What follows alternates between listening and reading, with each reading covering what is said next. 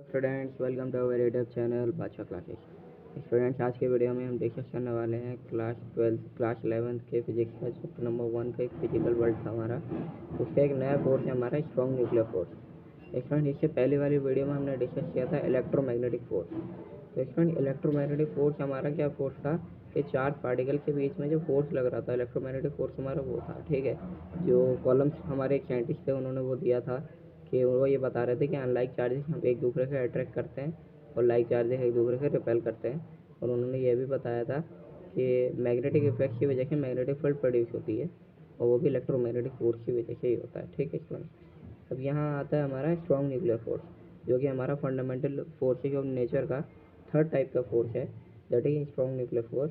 Strong nuclear force हमारा ये बताता है कि मान लीजिए आपके पास एक एटम है, एटम के अंदर आपका न्यूक्लियस है। ठीक है, तो न्यूक्लियस के अंदर जो प्रोटॉन्स, इलेक्ट्रॉन्स और न्यूट्रॉन्स होते हैं ना, तो ये इलेक्ट्रॉन्स की बात तो नहीं कर रहा है, मगर ये कह रहा है कि एटम के अंदर जो आपका न्यूक्लियस है और न्यूक्लियस के अंदर जो आपके प्रोटॉन्स और न्यूट्रॉन्स हैं, न्यूक्लियस के अंदर जो प्रोटॉन्स और न्यूट्रॉन्स होंगे उनको बाइंड करके रखता है स्ट्रॉन्ग न्यूक्लियर फोर्स। अब फ्रेंड्स, आप एक बात ये सोचो कि प्रोटॉन्स जो होते हैं उनका बहुत ही छोटे होते हैं, बहुत ही ज़्यादा, उनकी साइज़ भी कम होता है, उनका मास भी बहुत ज़्यादा कम होता है, बहुत ही ज़्यादा छोटे होते हैं। ठीक है, और न्यूट्रॉन के ऊपर तो चार्ज ही नहीं होता है।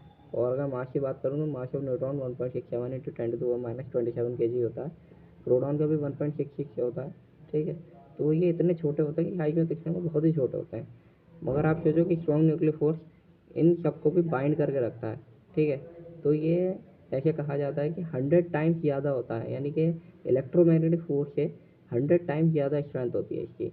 100 टाइम्स यानी कि 100 गुना ज़्यादा होता है इलेक्ट्रोमैग्नेटिक फोर्स से। तो देखते हैं कि किस तरीके से लिख सकते हैं। इसको इस तरीके से लिखेंगे, strong nuclear force. Strong nuclear force, strong nuclear force कौन सा फोर्स होता है? स्ट्रॉन्ग न्यूक्लियर फोर्स क्या करता है हमारा, मैंने जैसे बताया, this force can bind the protons and neutrons, protons and neutrons, protons और न्यूट्रॉन्स को ये हमारा न्यूक्लियस के अंदर बाइंड करके रखता है।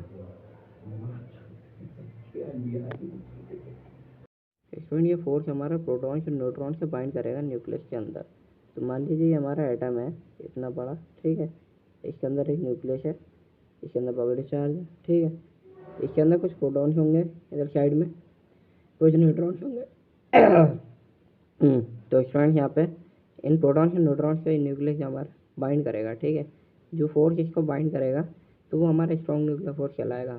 तो उस टाइम ऐसे सिचुएशन में फिर न्यूक्लियस हमारा अनस्टेबल होता है। ठीक है, इलेक्ट्रो रिपल्शन की वजह से। इलेक्ट्रो रिपल्शन की होगा तो प्रोटॉन यहाँ खींचेगा, कोई न्यूट्रॉन इसे यहाँ खींचेगा, कोई खींचेगा यहाँ खींचेगा। ठीक है, इसकी वजह से ग्रेविटेशनल फोर्स जो होगा वो बिल्कुल नेग्लिजिबल हो जाएगा as compare to electric force, क्योंकि इलेक्ट्रिक फोर्स यहाँ पे ज़्यादा हो जाएगा। ठीक है, तो इसी वजह से हमारा जो इलेक्ट्रोमैग्नेटिक फोर्स है वो 100 टाइम्स होता है स्ट्रॉन्ग न्यूक्लियर फोर्स के। यही रीजन है। ठीक है friends, okay, thank you friends, channel को सब्सक्राइब करो, वीडियो को लाइक करो।